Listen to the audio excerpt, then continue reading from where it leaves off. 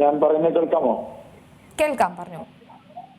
ആരെ ഭയന്നിട്ടായിരിക്കും എന്നാണ് താങ്കൾ പ്രതീക്ഷിക്കുന്നത്? ആരാണ് ഇപ്പൊ സമരരംഗത്തുള്ളത്? സർവകലാശാലയിൽ ശക്തമായി സമരരംഗത്തുള്ളത് SFI ആണല്ലോ. കഴിഞ്ഞ ദിവസം വെള്ളിയാഴ്ച വൈകിട്ട് തിടുക്കപ്പെട്ട് സർവകലാശാല വൈസ് ചാൻസലറായിട്ടുള്ള ഡോക്ടർ പി രവീന്ദ്രൻ ഒരു ഉത്തരവിറക്കിയിട്ടുണ്ട്. കാലിക്കറ്റ് സർവകലാശാലയിലെ 9 വിദ്യാർത്ഥികളെ സമരം ചെയ്തതിന്റെ പേരിൽ സസ്പെൻഡ് ചെയ്തുകൊണ്ടായിരുന്ന ഉത്തരവ്. ആ സസ്പെൻഷനെതിരായി ശക്തമായ സമരം വരും ദിവസങ്ങളിൽ തുടരുമെന്ന് SFI പ്രഖ്യാപിച്ചതാണ്. ഈ ചർച്ചയിൽ പങ്കെടുത്തുകൊണ്ടിരിക്കുന്ന ഞാൻ ആ ക്യാമ്പസിലെ വിദ്യാർത്ഥിയാണ്. 2ാം വർഷ MD വിദ്യാർത്ഥിയാണ്. നാളെ 4ാം സെമസ്റ്റർ ഫൈനൽ സെമസ്റ്റർ പരീക്ഷ ആരംഭിക്കാനിരിക്കുന്ന വിദ്യാർത്ഥിയാണ്. ഈ സസ്പെൻഡ് ചെയ്യപ്പെട്ട വിദ്യാർത്ഥികളിൽ ഒരാളുമാണ്. എന്ന് പറഞ്ഞാൽ അവസാന വർഷ പരീക്ഷ എഴുതാനിരിക്കുന്ന ഒരു വിദ്യാർത്ഥിയെ SFI പ്രവർത്തകനാണ് എന്നുള്ളതിന്റെ പേരിൽ സമരം ചെയ്തതിന്റെ പേരിൽ പരീക്ഷയുടെ തലേ ദിവസം വൈകിട്ട് അകാരണമായി സസ്പെൻഡ് ചെയ്യുന്ന നിലയിലേക്ക് വൈസ് ചാൻസലർ സർവകലാശാലയിലെ കാര്യങ്ങൾ എത്തിച്ചിരിക്കാം. അപ്പൊ അതിനെതിരായി ശക്തമായ സമരം നടത്തുമെന്ന സസ്പെൻഷൻ ഓർഡർ വന്ന മണിക്കൂറുകളിൽ തന്നെ VC-യുടെ കോലം കത്തിച്ചുകൊണ്ടും ആ ഓർഡർ കത്തിച്ചുകൊണ്ടും പ്രഖ്യാപിച്ച സംഘടനയാണ് SFI.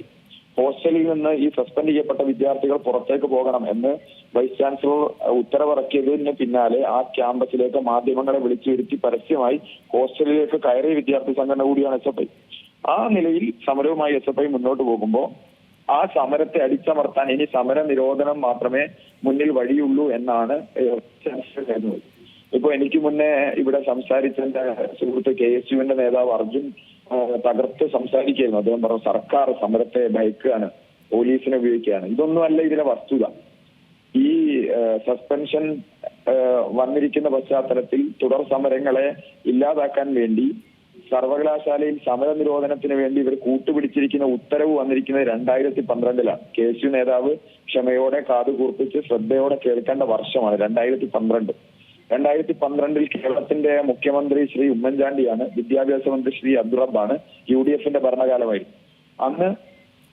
അന്ന് UDF ഭരണകാലത്തെ UDF-ന്റെ എല്ലാവിധ ഒത്താശയോടും കൂടി സർവകലാശാല DC തസ്തികയിൽ ഇരുന്ന ആളാണ് ഡോക്ടർ അബ്ദുസലാം. കഴിഞ്ഞ ദിവസം അദ്ദേഹത്തെ കേരള BJP-യുടെ വൈസ് പ്രസിഡന്റായി തെരഞ്ഞെടുത്തു.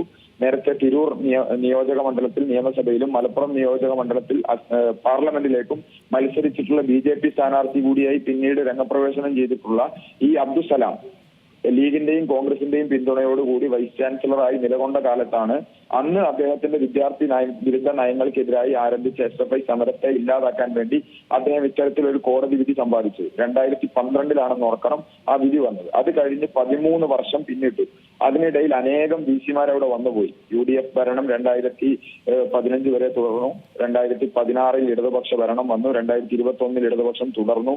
പല VC-മാരും വന്നുപോയി. ഇന്ന് വരെ പോലീസ് ഇത്തരത്തിലുള്ള ഒരു സമര നിരോധനത്തിലുള്ള ശ്രമം അവിടെ നടത്തിയിട്ടില്ല. പക്ഷെ ഈ സാഹചര്യത്തിൽ ആ ഓർഡർ കുത്തിപ്പൊക്കി സർവകലാശാല വൈസ് ചാൻസലറായിട്ടുള്ള ഡോക്ടർ പി രവീന്ദ്രൻ പോലീസിനെ സമീപിച്ചു. ഇങ്ങനെ ഒരു ഓർഡർ നിലനിൽക്കുന്നുണ്ട്, ആ ഓർഡറുമായി ബന്ധപ്പെട്ട് മുന്നോട്ട് പോകണം എന്ന വൈസ് ചാൻസലറുടെ ഒരു തന്ത്രമാണ്. അങ്ങനെ വരുമ്പോൾ സ്വാഭാവികമായിട്ടും പോലീസ് അതിന്റെ നടപടിക്രമങ്ങൾ പാലിച്ച് കത്ത് നൽകി എന്ന് മാത്രമേ ഞങ്ങൾ കാണുന്നുള്ളൂ. ഈ സമരം നിരോധിക്കാനുള്ള തീരുമാനം സർക്കാരിന്റെ തീരുമാനമല്ല.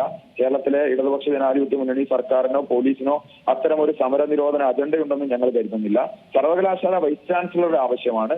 ആ ആവശ്യമാണ് ഇപ്പം ഈ സർവകലാശാലയിൽ സമര നിരോധനത്തിലൂടെ കൊണ്ടുവരാൻ വേണ്ടി ശ്രമിക്കുന്നത്. SFI അസന്നിഗ്ധമായി പ്രഖ്യാപിക്കുകയാണ് ഞങ്ങൾ ഈ നീക്കത്തെ ചെറുക്കും.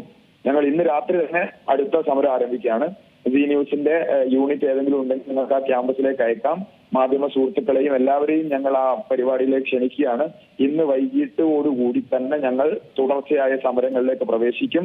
ഈ ഒരു സസ്പെൻഷൻ ഓർഡറിനെയും അതേപോലെ തന്നെ ഇപ്പോൾ സമര നിരോധനത്തിന് വേണ്ടി കൊണ്ടുവന്നിരിക്കുന്ന ഇൻഡാസിനെയും പുല്ലുവിലയോടുകൂടിയാണ് ഞങ്ങൾ സമീപിക്കുന്നത്.